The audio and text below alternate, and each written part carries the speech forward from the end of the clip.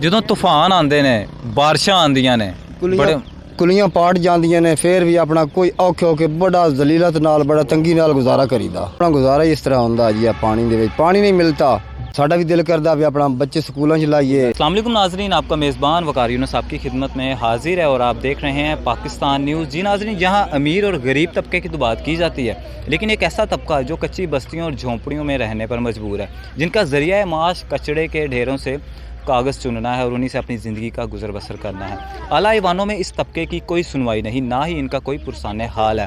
आज हम इनकी ही बस्ती में मौजूद हैं और आज हम इनसे इनकी ज़िंदगी का हाल पूछेंगे। ये अपनी ज़िंदगी का गुजर बसर कैसे करते हैं, ये गर्मी में सर्दी में किस तरह अपनी ज़िंदगी का गुजर बसर करते हैं। ਮੈਨੂੰ ਇਹ ਦੱਸੋ ਕਿ ਤੁਸੀਂ ਝੁੱਗੀਆਂ ਦੇ ਵਿੱਚ ਕਿਸ ਤਰ੍ਹਾਂ ਆਪਣਾ ਗੁਜ਼ਾਰਾ ਕਰ ਲੈਂਦੇ ਹੋ? ਆਂਦੀ ਤੂਫਾਨ ਕਿੰਨਾ ਕੁਛ ਆਂਦਾ ਵਾ ਤੇ ਕਿਸ ਤਰ੍ਹਾਂ ਆਪਣੀ ਜਗ੍ਹਾ ਕੋਈ ਨਹੀਂ ਹੈਗੀ ਤੇ ਸਿਰਫ ਆਪਣਾ ਕੂੜਾ ਗਾਂਦਾ ਚੁੜਦੇ ਆ, ਗੱਤਾ ਛੱਤਾ ਤੇ ਚੁਣ ਕੇ ਗੁਜ਼ਾਰਾ ਕਰਦੇ ਆ। ਅੱਛਾ, ਕੋਈ ਜਗ੍ਹਾ ਨਹੀਂ, ਕਿਸੇ ਜਗ੍ਹਾ ਤੇ ਬਹਿ ਜਾਈਦਾ, ਉੱਥੇ ਆਪਣਾ ਗੁਜ਼ਾਰਾ ਕਰੀਦਾ, ਆਪਣਾ ਮੰਗ ਪਿੰਨ ਕੇ ਖਾ ਲਈਦਾ। ਤੇ ਸਿਰਫ ਜਗ੍ਹਾ ਬਹਿਣ ਵਾਸਤੇ ਜੜ ਦਿੰਦੇ ਨੇ, ਫਿਰ ਕਹਿੰਦੇ ਨੇ ਤੁਰ ਜਾਓ, ਫਿਰ ਆ ਜਾਈਦਾ, ਫਿਰ ਬਹਿ ਜਾਈਦਾ, ਫਿਰ ਆਪਣਾ ਗੱਤਾ ਗੁੱਤਾ ਕਬਾੜ ਕਬੂੜ ਚੁੱਗਿਆ, ਆਪਣਾ ਫੇਰੀ ਫੂਰੀ ਲਾਈ, ਗੁਜ਼ਾਰਾ ਕੀਤਾ, ਆਪਣਾ ਵਕਤ ਪਾਸ ਕਰੀਦਾ।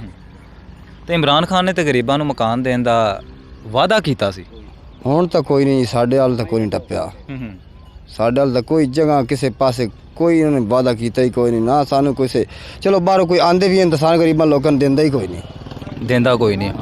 ਜਦੋਂ ਤੂਫਾਨ ਆਉਂਦੇ ਨੇ, ਬਾਰਿਸ਼ਾਂ ਆਉਂਦੀਆਂ ਨੇ, ਬੜੇ ਕੁਲੀਆਂ ਪਾਟ ਜਾਂਦੀਆਂ ਨੇ, ਫਿਰ ਵੀ ਆਪਣਾ ਕੋਈ ਔਖੇ ਹੋ ਕੇ ਬੜਾ ਜ਼ਲੀਲਤ ਨਾਲ ਬੜਾ ਤੰਗੀ ਨਾਲ ਗੁਜ਼ਾਰਾ ਕਰੀਦਾ। ਸਰਦੀਆਂ ਦੇ ਵਿੱਚ ਜ਼ਿਆਦਾ ਤੁਹਾਨੂੰ ਤੰਗੀ ਦਾ ਸਾਹਮਣਾ ਕਰਨਾ ਪੈਂਦਾ ਹੈ? ਜੀ ਬਿਲਕੁਲ, ਕਿਉਂ ਨਹੀਂ।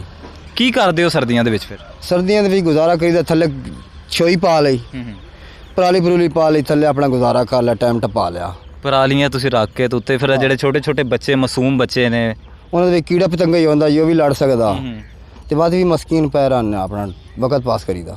ਬਾ ਗਰੀਬ ਬੰਦਿਆਂ ਵਗਰ ਗੁਜ਼ਾਰਾ ਨਹੀਂ ਹੁੰਦਾ, ਜਗ੍ਹਾ ਤੇ ਕੋਈ ਨਹੀਂ ਬੈਠ ਦਿੰਦਾ ਤੇ ਆਪ ਟੁਰ ਜਾਈਦਾ।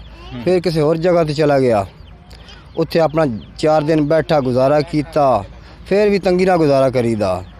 ਔਰ ਆਪਣੀ ਹਾਲਾਤ ਹੀ ਐਸੀ ਹੈ, ਕੋਈ ਬੈਠ ਨਹੀਂ ਦਿੰਦਾ, ਕੋਈ ਸਾਡਾ ਵੀ ਦਿਲ ਕਰਦਾ ਵੀ ਆਪਣਾ ਬੱਚੇ ਸਕੂਲਾਂ 'ਚ ਲਾਈਏ, ਪੜ੍ਹਨ, ਕੋਈ ਚਲੋ ਜਗ੍ਹਾ ਆਪਣੀ ਲਈਏ, ਆਪਣੇ ਕੋਈ ਪੜ੍ਹਾਈ ਕਰੀਏ, ਆਪਣਾ ਕਾਰੋਬਾਰ ਕਰੀਏ। ਕੋਈ ਨਹੀਂ, ਗਰੀਬ ਬੰਦਿਆਂ ਗੁਜ਼ਾਰਾ ਇੰਨੀ ਟੁੱਲਦਾ, ਪੈਸਾ ਹੋਵੇ ਤਾਂ ਕਾਰੋਬਾਰ ਹੁੰਦਾ ਕਿ ਮਾਸੂਮ ਬੱਚੇ ਨੇ ਇਹ ਵੀ ਪੜ੍ਹਨ ਲਿਖਣ। ਕਚਰਾ ਕੁਚਰਾ ਪਹਾੜੀ 'ਚ ਚੁੜਦੇ ਆ, ਪਹਾੜੀ ਤੁਸੀਂ ਪਿੱਛੇ ਆਪਣੀ ਵੇਖ ਸਕਦੇ ਹੋ, ਤੇ ਕਚਰਾ ਕੁਚਰਾ ਚੁੜਨੇ ਆ ਪਹਾੜੀ ਦੇ ਵਿੱਚ, ਫਿਰਿਆ ਗਰਮੀ ਤੇ ਪਾਣੀ ਨਹੀਂ ਲੱਭਦਾ।